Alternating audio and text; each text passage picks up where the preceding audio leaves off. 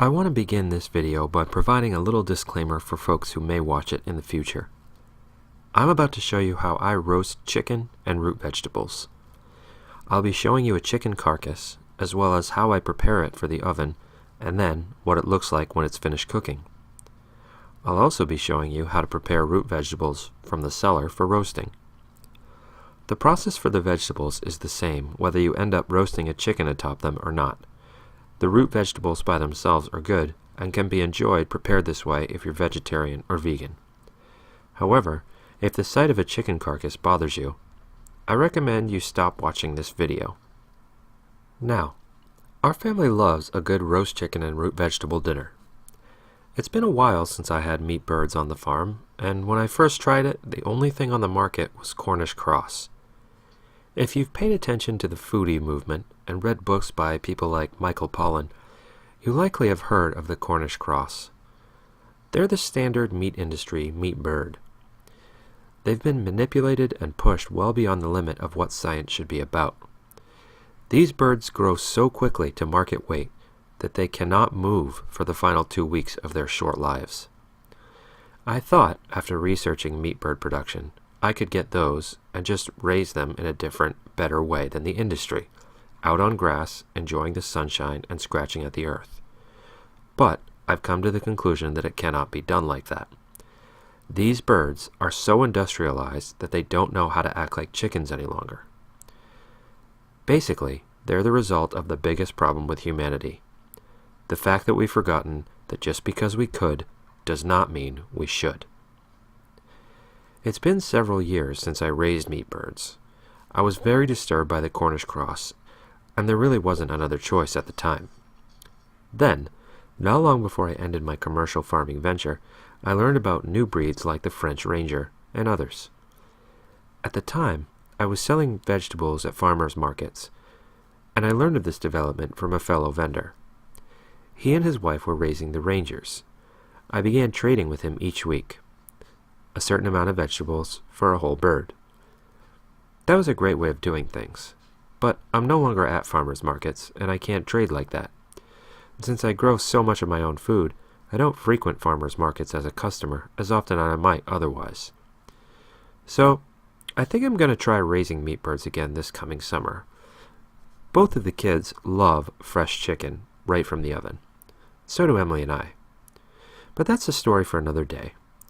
Right now, let's prepare these vegetables and the bird I got at our favorite co-op in Belfast. Maine's oldest co-op, by the way.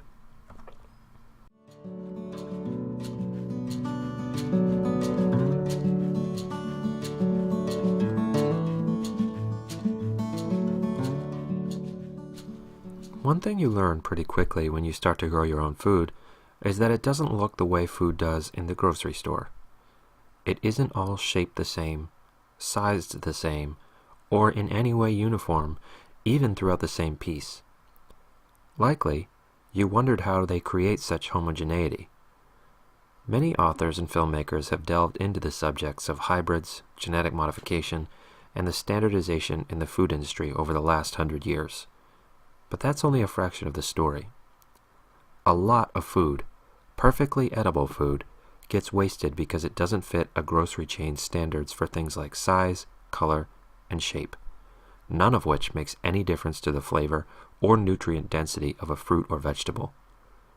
When you grow your own food, you don't have to stick to such arbitrary and inherently wasteful protocol. Take this potato. It had hollow heart, a condition that occurs when there's an abrupt change in the potato's environment through the growing season, like a sudden influx of a lot of rain when it's been dry, or vice versa. There is absolutely nothing wrong with the rest of the potato. Just cut that part away, and the rest is perfectly edible. You won't even be able to tell which potato had hollow heart and which didn't when they're all mixed together. And imagine how many people would cut into a potato with hollow heart and toss the whole thing in disgust, wasting who knows how much energy, fuel, water, and time that went into its production, processing, and transportation.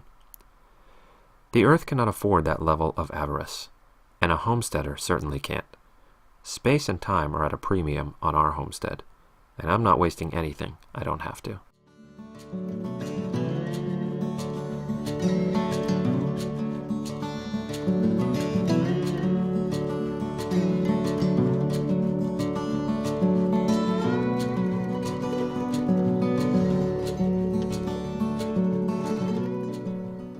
The same idea applies to anything you produce. This sunshine squash has begun to rot, but that doesn't mean an entire 5.5-pound squash needs to be thrown away. Just cut away the bad part and use the rest. In my case, I cut away the half with the rotten spot and fed that to the hens. They certainly don't seem to care. They're mostly after the seeds, but they will eventually eat the entire thing, and I still get a lot of delicious, quality squash from what most people would have thrown away without a second thought.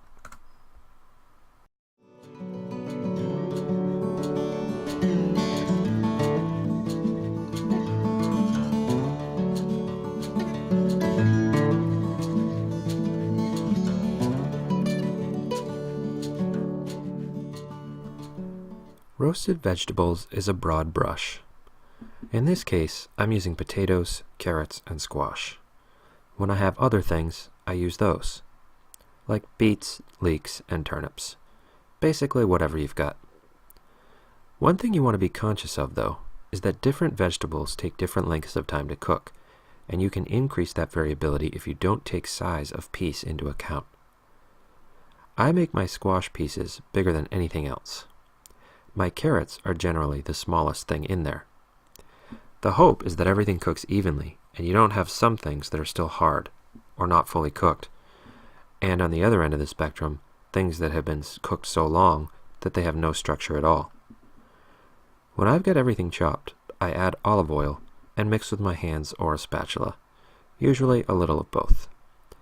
Then I add generous amounts of salt and pepper, and usually rosemary. I've experimented with several herbs, but I tend to like dried rosemary the best for this meal. Thyme also works well, though that tends to go better with pork in my opinion.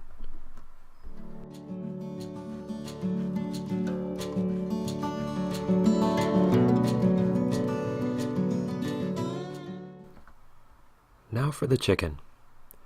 I don't know how things are done in other parts of the world, but around here, standard practice is to include the neck, heart, and liver with the bird, and usually those parts are placed inside the carcass before it is wrapped and sold. The first step is to remove them. Sometimes I'll put them in a container in the fridge and fry them up for lunch another time. But today I just added them to the mix and roasted them along with everything else. My method for prepping the chicken for the oven comes from the joy of cooking. I spread butter all over the skin and then add liberal amounts of salt. Sometimes I'll also add minced garlic, but today I just added that to the cavity with the onion. When everything's ready, put it in a preheated 400-degree Fahrenheit oven. Okay, go ahead and open it. I'll bring it over. Don't touch the oven though, it's hot. All the way down. I can get it in. Listen up here. There we go. Close her up. Good job. Thanks, bud. That turkey's gonna be a great... It's not a turkey. That chicken's gonna be a great when it's done. Chicken or turkey, whatever, they both taste the same. Oh my gosh, no they don't. For a bird this size, it generally takes about an hour and 15 minutes or so. In our house, the chicken goes pretty quickly, but the vegetables end up providing me great lunches for days after we roast them.